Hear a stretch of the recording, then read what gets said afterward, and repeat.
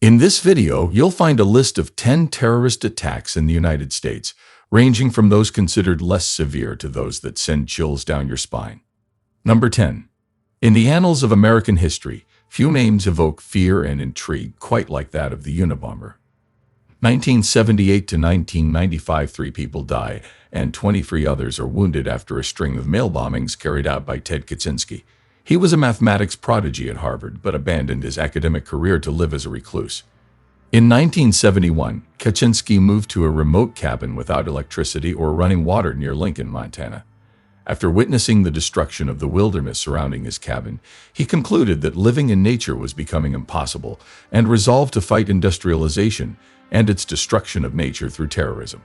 In 1979, Kaczynski became the subject of what was, by the time of his arrest in 1996, the longest and most expensive investigation in the history of the Federal Bureau of Investigation. The FBI used the case identifier Unabomber, University and Airline Bomber, before his identity was known, resulting in the media naming him the Unabomber.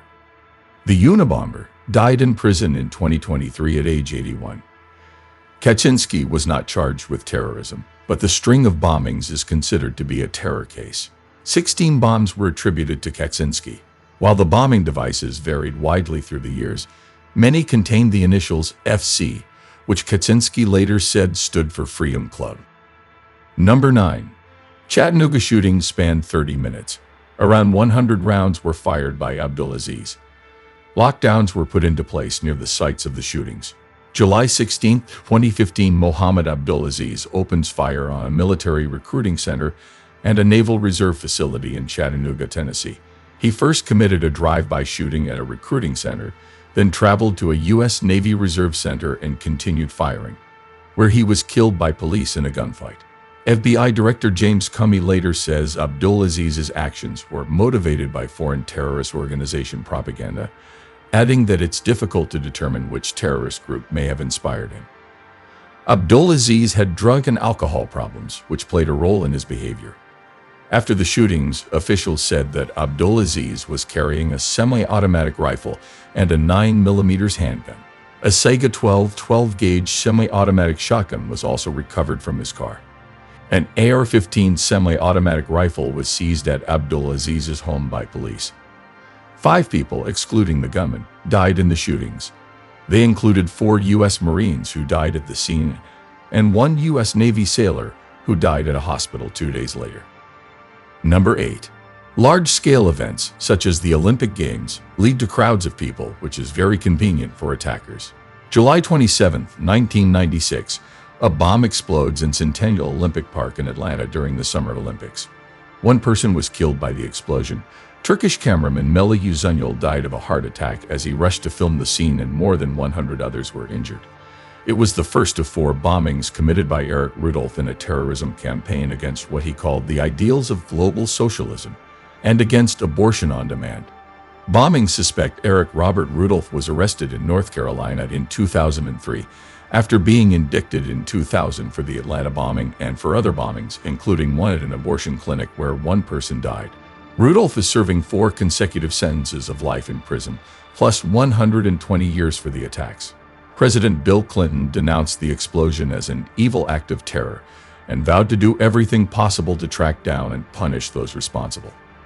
Despite the event, officials and athletes agreed that the Games should continue as planned. Number 7. This was an act of terror, and a particularly cowardly act of terror. New York Mayor Bill de Blasio said about a New York City truck attack. October 31, 2017. 8 people were killed and almost a dozen injured when a 29-year-old man in a rented pickup truck drove down a busy bicycle path near the World Trade Center Tuesday in Manhattan, New York City. The suspect was identified by 2 law enforcement sources familiar with the investigation as Sayfullo Habibullaevic Saipov. He's from Uzbekistan in Central Asia, but had been living in the U.S. since 2010, sources said. After crashing the truck into a school bus, Saipov exited, apparently wielding 2 guns, later found to be a paintball gun and a pellet gun. He was shot in the abdomen by a policeman and arrested. A flag and a document indicating allegiance to the terrorist group Islamic State of Iraq and the Levant were found in the truck. Saipov was convicted and sentenced to life imprisonment in 2023. Interesting that this was the second terrorist attack allegedly committed by a winner of the diversity immigrant visa lottery. Number 6. What happened to transform a trained pharmacist and a county health inspector into terrorists? And when did they take that dark turn? December 2nd, 2015. Married couple Syed Rizwan Farook and Tashfeen Malik opened fire on a holiday party taking place at Inland Regional Center in San Bernardino, California, killing 14 people.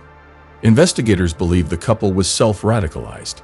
It's hard to say exactly what caused the couple's views to shift. The couple practiced shooting at gun ranges in the Los Angeles area, according to David Bowditch, assistant director of the FBI's Los Angeles field office. Coworkers reported that Farook had been quiet for the duration of the event and that he had been looking at his phone before his departure. A couple left pipe bombs on the scene, constructed with Christmas lights and tied together, combined with a remote-controlled car that was switched on. The poorly constructed devices failed to explode. After a massacre at the event, Farook and Malik tried to get away on a rented black Ford Expedition, but both of them were lately shot dead during a police pursuit. Number 5. The 117th annual Boston Marathon was run on Patriots' Day and turned into an apocalypse. April 15, 2013.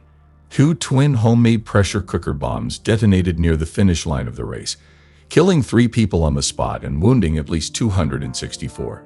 Afterward, terrorists got into a shootout with the police, leading to 3 more deaths, resulting in 6 deaths in total during the entire attack. One suspect, Tamerlan Tsarnaev, was shot several times, and his brother Dzhokhar ran him over while escaping in the stolen car. Tamerlan died soon thereafter.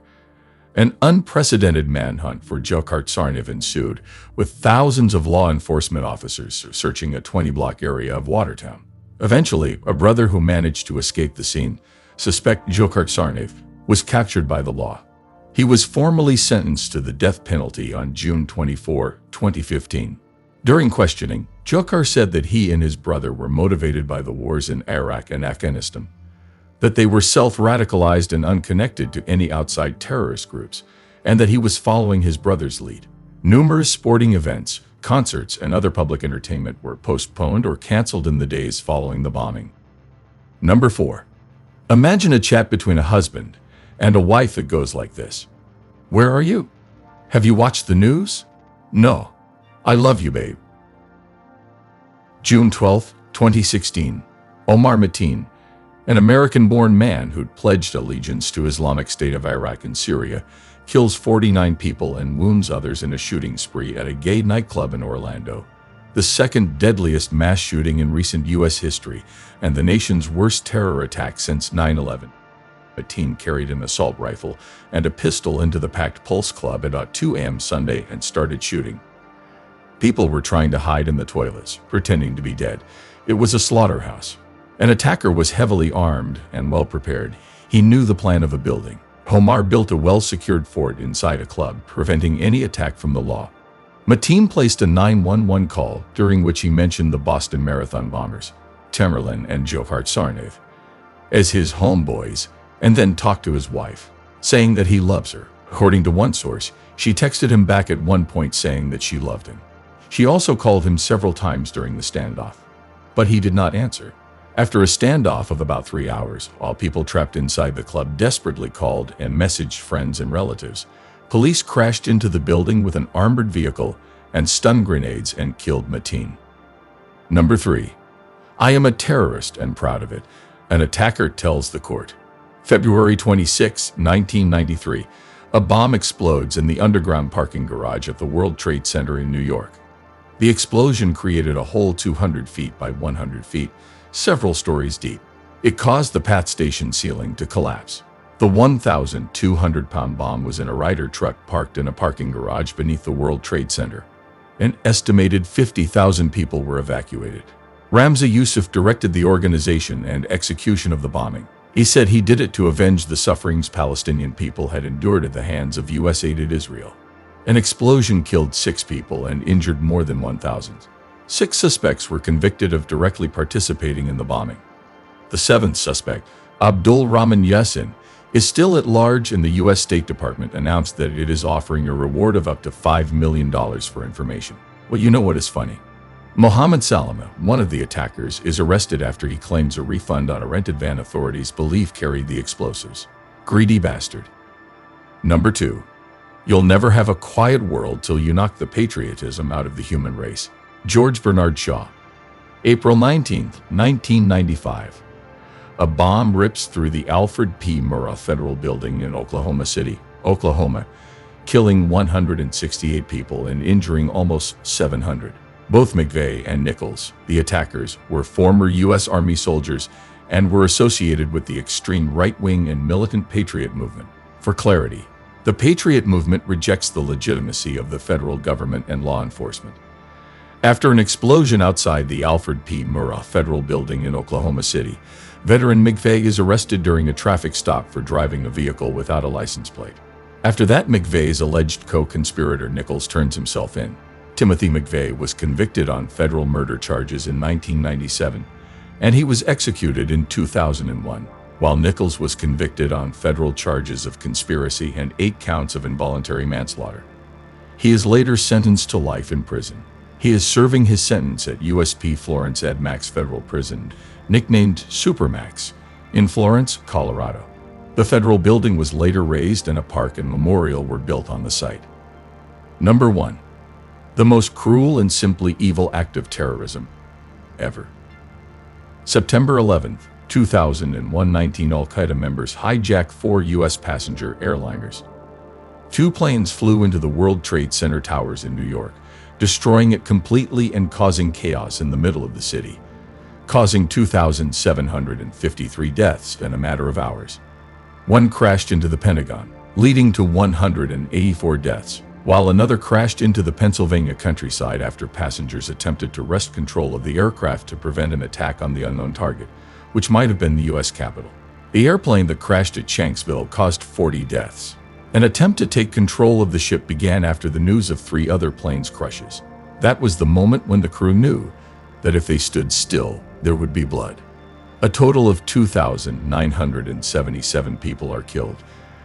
The event shattered America and the entire world, becoming the deadliest terrorist attack in history, and instigated the multi-decade global war on terror, fought in Afghanistan, Iraq, and elsewhere.